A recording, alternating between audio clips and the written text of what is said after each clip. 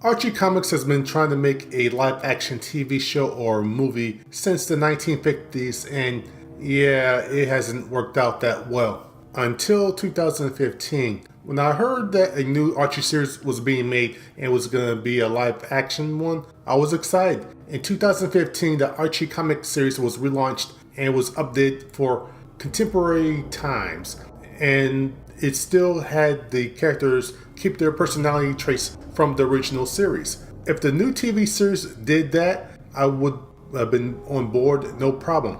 And they did do that, sorta, kinda. Before it aired, TV reviewers described the show as a cross between Gossip Girl and Twin Peaks. The pilot pretty much matched that tone, but for the rest of the season, it sort of became its own animal.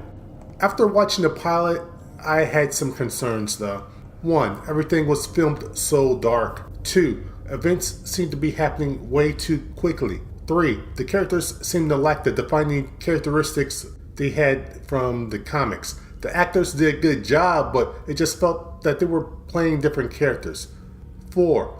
There was a ponderous and pretentious monologue framing the episode, which unfortunately stays for the rest of the season. There was, however, a massive improvement from the pilot to episode 2. There was a good back and forth balance when it comes to the kids and adults. Even though there's only 13 episodes, nearly every character gets some time to shine. The balance between humor, drama, and horror was solid. Episode 2 was visually and in tone more colorful. There was a good balance between light and dark moments. The teenage actors were impressive. Along with the writing, they were able to show some depth in their characters. This is a bit amazing considering there are nearly 20 characters and there was only 13 episodes to get the point across. The main storyline was solving Jason Blum's death, and while that linked the entire season, there were enough other story threads that helped give last season some depth. The shortened season reminded me a bit of the first 13 to 15 episodes of season 1 of The Flash. Both were packed with tons of crazy and at times crackpot ideas, and because of the limited time, you never got bored. Because of the acting, directing, and writing, it all just worked somehow. Oh, you don't believe me? Well, here are a few plot points from season 1. The Miss Grundy mystery, Bonkers Betty, Sticky Maple, the Lodges, the Coopers and their history with mental illness, the Blossoms and their link to the Coopers, allusions to Cheryl and Jason's disturbing relationship. How can Jason get shot point blank in the head but somehow die a week later after seemingly floating in the creek all that time?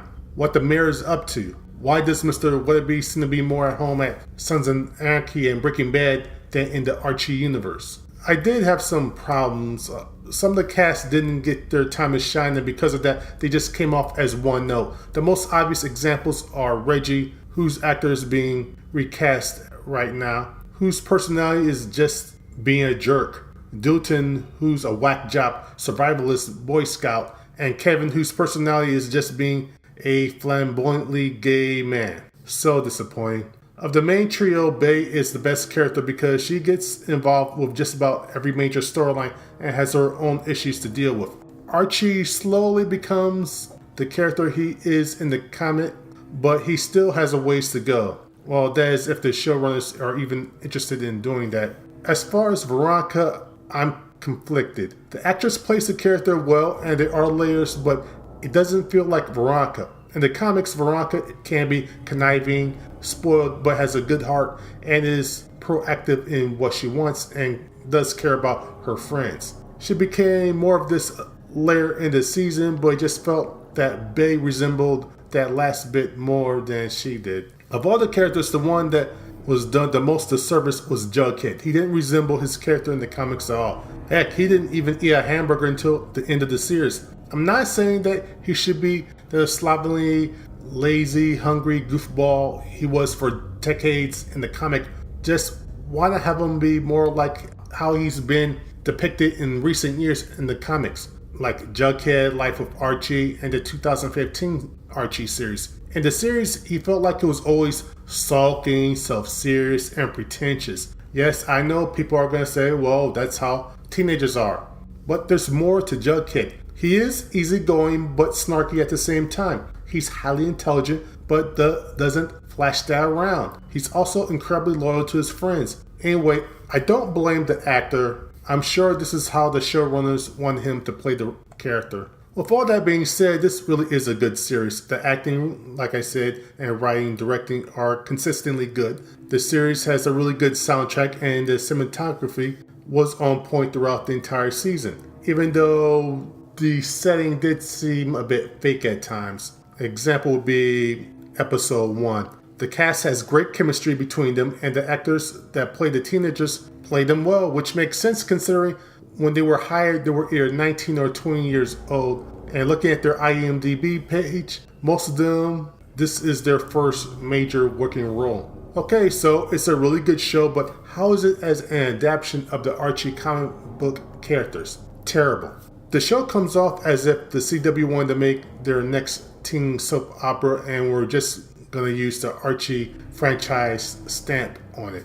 It just seemed that they missed the boat on what made the comic series last for over 75 years.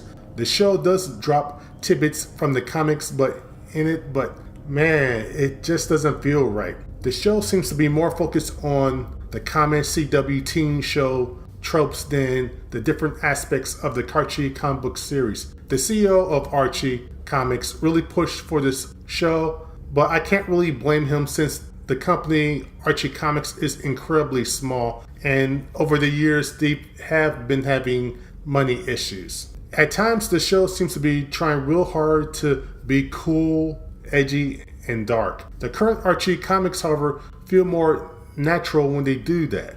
I just don't understand why the creators of Riverdale didn't take notes from the 2015 series or any of the comics that have come out since then. What's really odd is one of the producers is Greg Berlanti of The Flash, Supergirl, Arrow, and Legends of Tomorrow fame. He's been able to make a show that honors its source material, taking the silly and campy aspects of it and making it cool and enjoyable for the mass audience. For some reason, he didn't do that for Riverdale, and I don't understand why. The approach he and the CW took also may not be working. Both Supergirl and The Flash get over 3 million viewers a week. Riverdale hasn't got anything over 1.38 million from the pilot, and after episode 6, it hasn't even cracked 1 million. So it seems this new take isn't working despite the praise the show has gotten online. The 2015 comic series is better because it didn't have to change the characters' personality traits in order to make them relatable to a new audience. And it's not the only version that treats the franchise good. After Life with Archie, Archie Horror, Jughead, and the new Sabrina series have different writers and tones, but still has the heart and personality of the original source material. With all that being said, I doubt there will be any immediate changes. If there is, it will be very slow. This season is supposed to introduce Sabrina the Teenage Witch, and I wonder if she's just going to be a goth or will they actually introduce magic into the show. If they do, then it shouldn't be unbelievable that the show can start resembling its roots. I mean, they do have 22 episodes this season to do that after all. If you like this, then please comment below, share, and subscribe. I'm still on my quest for 1,000 subscribers by next year. And until next time, have a good day.